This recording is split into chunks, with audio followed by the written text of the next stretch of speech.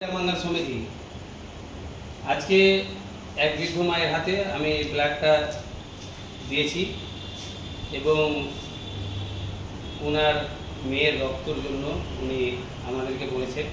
তো আমরা সেই বৃদ্ধ মায়ের কাছে জানার চেষ্টা করবো আপনি এই রক্তটা পেয়ে কেমন লাগছে আপনাকে, এবং আপনাদের আত্মীয় স্বজনগুলোকে বলেছিলেন রক্তের বিষয়ে, বলেছিলেন আপনাদের বাড়ির লোককে কাউকে বলেছিলেন রক্তের বিষয়ে, পেয়েছেন ওদের কাছে, পাননি?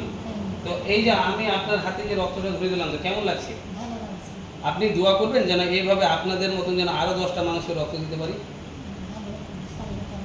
তো আপনারা দেখছেন আমরা চাইছি যে সব ধরনের মানুষের পাশে দাঁড়াতে পারি, বা যে কোনো মানুষ যে কোনো বিপদে পড়লে তাদের পাশে যেন আমরা দাঁড়াতে পারি।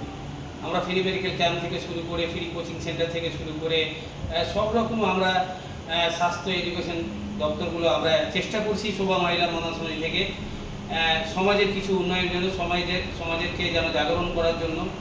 তো আমরা সব রকম প্রচেষ্টা চালার পরেও আমরা এই রক্তের জন্য আমরা এগিয়ে আসছি। কোনো মানুষের রক্ত প্রয়োজন করলে আমরা ছুটে আসি রক্ত দেওয়ার জন্য।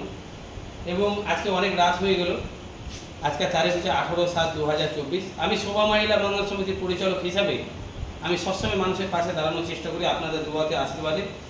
এবং আমি উপরওয়ালার কাছে কৃতজ্ঞ যে আমাকে বাঁচিয়ে রেখেছে, আর আমি তার এই জীবনদানে এই পৃথিবীতে আমি মানুষের পাশে দাঁড়াতে পারছি এবং ওনার কৃপাতে আমি মানুষের কাছে ছুটে যেতে পারছি। আমি অসংখ্য ধন্যবাদ জানাই সাধারণ মানুষকে যে আপনারা আমাদেরকে এই নেকির কাজ করার জন্য সুযোগ করে দিচ্ছেন। আপনাদের রক্ত সমস্যা হলে আমাদেরকে কল করছেন, যোগাযোগ করছেন, এবং আল্লাহ তাআলার কাছে আমি শুকরিয়া আদায় জানাবো যে আমি এইভাবে যেন আমি মানুষের পাশে দাঁড়াতে পারি। আপনি আমাকে বরকত দান করুন, আমাকে শক্তি দেন যেন আমি মানুষের পাশে দাঁড়াতে পারি। আর আপনাদের দোয়াতে আশীর্বাদে আমি সবসময় মানুষের পাশে থাকবো।